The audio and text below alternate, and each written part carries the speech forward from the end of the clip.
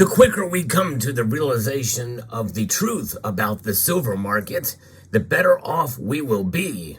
I'll explain as we talk about the shifting realities of silver and its price as we explore.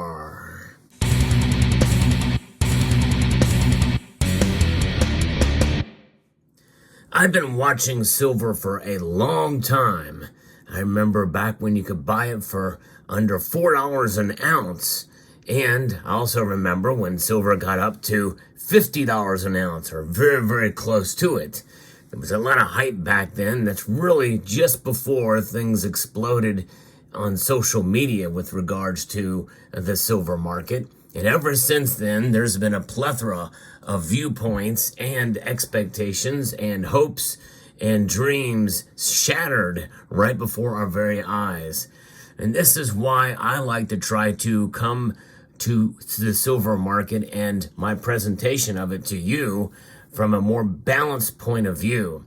It's not to say that I don't have strong opinions, and it's not to say that I don't have expectations and hopes and dreams for silver, but nonetheless, I believe that those expectations should be well grounded because of how we've been disappointed time and time again when we hear all of these reports about silver's price going to the moon because of this or that in the COMEX and the LBMA and the like, and I've actually tackled some of those subjects head on this channel. This likely will not be a very popular video, and in part it could be because, well, I'm not really hyping up silver's expectations because I believe it's a disservice to the silver community as a whole when we set ourselves up for potential disaster. I mean, a financial disaster for each and every one of us, especially if we go all in on silver when its price doesn't perform like we hope it will. And it all hinges on the dollar. How is silver related to the dollar in terms of its price performance? Well, in 2023, we had to accept a hard reality in terms of its price performance over that year. It did not keep up with inflation by any measure. However, depending on how and when you bought that year, it very well could have for you personally. And it really boils down to your personal, the personal way you deal with silver. Really, that's really what the bottom line is. It is a personal decision based off of your own personal financial situation. But when we look at the reality of silver and how it has evolved over the years in terms of its comparison to this metal, gold, there is no question that silver is departing from gold. It has lost its way, and by contrast, gold has found its way. Right now, gold is the metal that is trading at near all-time highs, where silver has not gotten anywhere near close to it or even halfway there yet. And that's just in terms of nominal price. Forget adjusted for inflation for a moment. So in that regard, silver has lost its way. It has not followed gold on the rise up, but there are legitimate reasons for that can be explained outside of just pure market manipulation. To me, I don't like to just focus on or use as an excuse as to why silver's price is down. Is there manipulation in the silver market? Yes, there is in the gold market as well. In fact, most any commodity is manipulated at some level in some form. In fact, the biggest manipulator is the Federal Reserve itself. They manipulate all markets, and they manipulate the dollar. There's no question about that. They want the dollar to be strong and stable, and therefore it has, by definition or by association, kind of a suppressive nature on both gold and silver price. Notwithstanding, there are other factors as well that are involved, but the natural market itself, which one could make a cogent argument that what the Fed does is part of that natural market affected by obviously things in terms of the price discovery, in terms of of what the dollar strength is, what the Federal Reserve is going to do in terms of rate cuts or hikes. There's a lot of different factors and things that can come into play that can move or not move gold and silver prices. But silver is being seen much more as a commodity these days, and it really has been that way since the last decade. Silver's price is started to really separate, and we saw that up to the maximum, and historically in about the middle of 2020, we saw the gold to silver ratio climb as high as 126 to 1. That means 126 ounces of silver to buy 1 ounce of gold. And right now, most people feel that it is unusually high, trading above 85 to 1, although that it has been the relative normal for quite some time now. Many people feel that we're starting to see a new normal with the silver market compared to the gold market.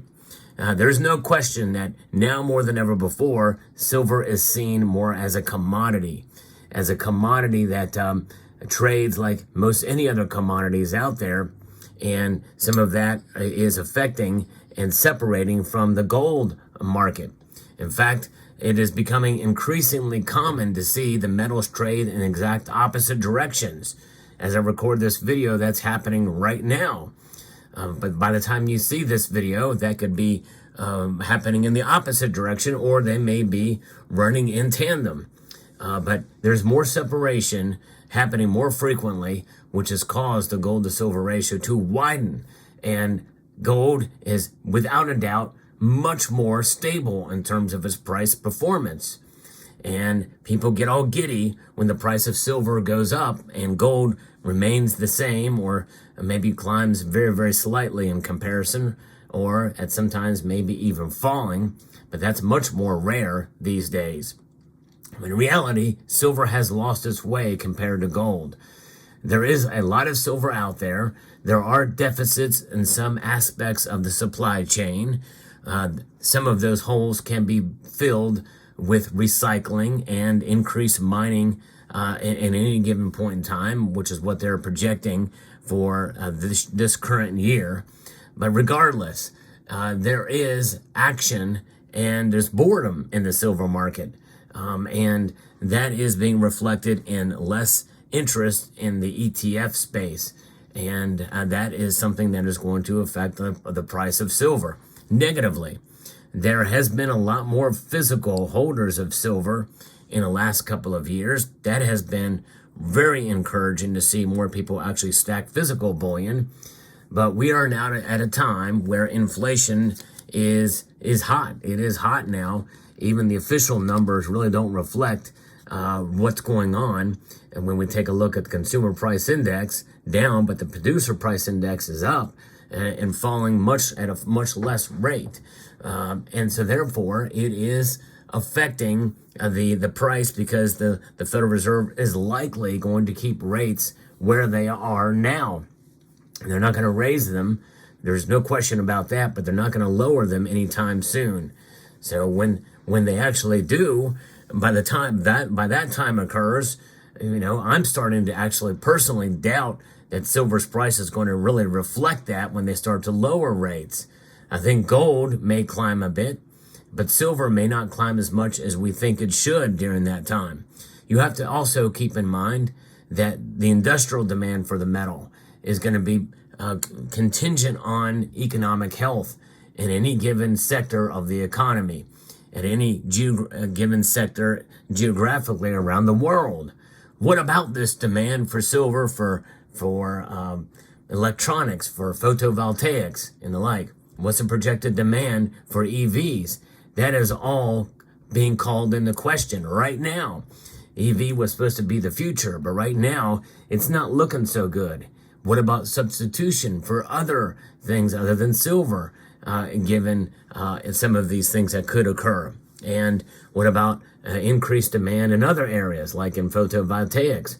That's likely going to continue to heat up around the world, demand in that sector of the industrial economy. Supply chains, all these different things have an effect on price. No question about it. And right now, everything pushing and pulling in all these different directions with the complexity of the silver market, which is rather tiny compared to the gold market, is as such that it has really made silver quite boring in terms of its price move. When we see a 7% move in a week, we get really, really excited, only to see it be smashed back down again, and people blame it on price suppression. But in reality, there's a lot more to it than price suppression, and I'm not even saying that that's not a realm of possibility, but I don't think it's the major driving force for a market downturn or an upturn for that matter. It's just that silver, in comparison to gold, has lost its way.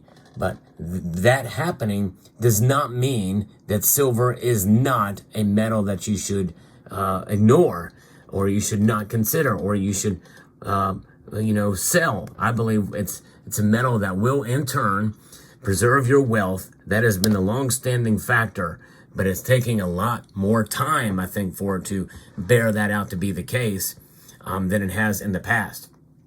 And so therefore, if you're going to buy silver, I think you should do it strategically, much more strategically than you had in the past.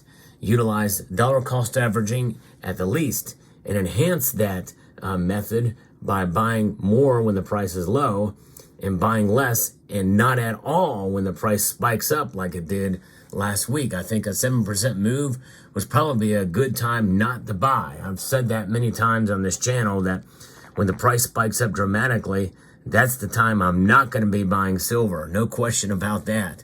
Because usually there is a pullback. And as I record this video, there is. But nonetheless, silver is a metal that will prove itself in time as a monetary metal that will protect your wealth.